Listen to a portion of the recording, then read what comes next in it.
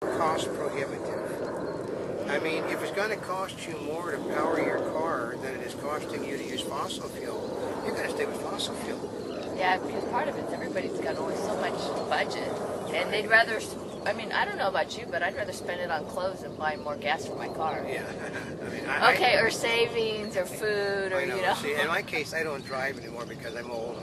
Actually, my hands are screwed from age. So, renewable energy provides clean energy with zero CO2. We got wind, hydro, solar, biomass. What is biomass? Okay, that's basically using plants to produce energy. Turning it into fuel. That's kind of like in Back to the Future when he filled his car. Yeah, like macadamia nut power. They crush up the nuts and stuff to make fuel. Oh. Geothermal and ocean, offshore wave energy. Actually, I've seen there's unbelievable amounts of power that can be generated by waves coming up. You put the generators under the surface of the water where it affects nobody playing, on beaches and stuff. And as the waves come in, they cause the turbines to spin, and you got a constant source of energy that's always renewable there.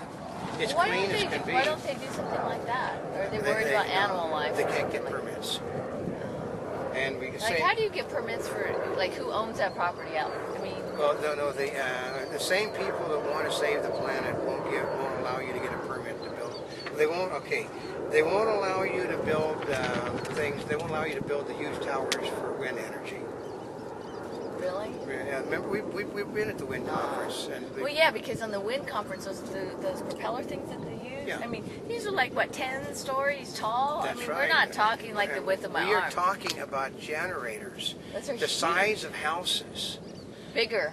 Yeah, bigger than houses. Bigger. I mean, but we got hydro. They won't allow you to use hydro energy anymore because they're going to court to force people to tear hydroelectric dams down. Why? Because they said that they're basically bad for the wildlife and other things, fish spawning and other natural things. So they want to stop. I mean, go look at the Aswan Dam.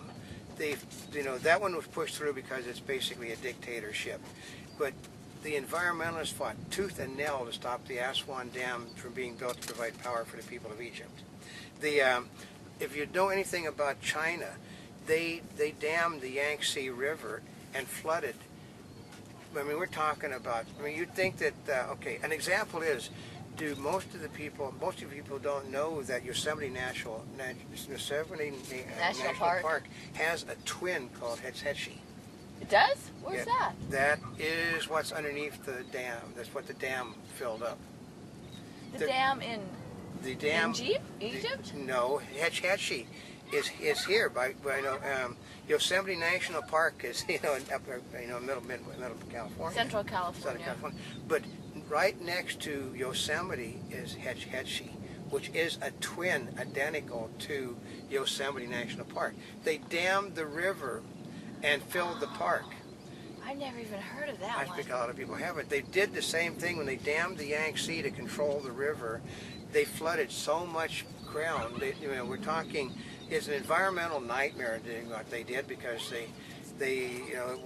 basically there's the same problem they have here with the dams in our country. Basically, they fill up with silt.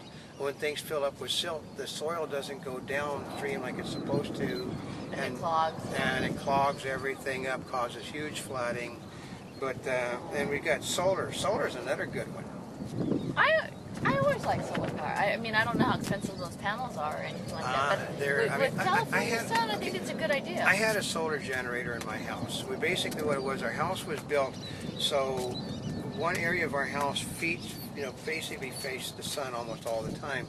And we had a device in the room that basically when the room would heat up, the machine would come on, the fan would come on, and it would blow this hot air throughout all of the house. And in the winter, it was really nice and comfortable with that coming through. The only, when it was when the sun didn't shine and there were storms, you didn't have any. But it's good. It's really, solar energy is nice, but there are two basic problems with solar energy. One is the fact that it takes such a large area to put your solar panels? Your solar panels out. I mean, we're talking, solar farms are acres in size, and basically you have a problem permitting that much ground anywhere. Oh. And then there's the storage for solar. I mean, it's never really been that great. And it basically, you can, if you can get solar, you can basically sell it to the local utilities, but you have to basically, that's another permitting problem. And then we got the biomass. Basically, that is creating ethanol, and we know where that's going. Yeah. Because too many people are starving. The United Nations blames ethanol and biofuels on starvation in this world. That people, they know. Well, there was starvation in the world before ethanol. I know, but there's more now because people that are basically unable to feed their families are turning their crops into ethanol for the simple reason that there's more money in that. And then geothermal. Geothermal is the only one that you actually get permission to do anything on. What exactly is geothermal? What they do is they tap into, like hot springs, and they use the hot water from the hot springs to fuel, as the source for the turbine power. But it also is another geothermal method is a heat pump. A heat pump is a device that they've been around for centuries. Basically, you're using the natural temperature of the soil to heat and cool your house. Like, they'll dig into the ground, put wells into the ground, fill them with water, and then put pipes in and then circulate this water through a heating and cooling system in your house. Or they'll do another way, they'll just put pipes into the ground, and they'll use these pipes, with a fluid in it that circulates back and forth. But it's expensive to put in. I mean, like an average house, I think it runs like about $30,000 to put in a heat pump. But the heat pump actually will pay for itself over the time because you have not a whole lot of maintenance on it. It's not like you have to call the guy from Maytag to come out, or from Sears and Roebuck to come out every year and do something to it. Because a heat pump is basically, once it's there, it's there. But energy consumption.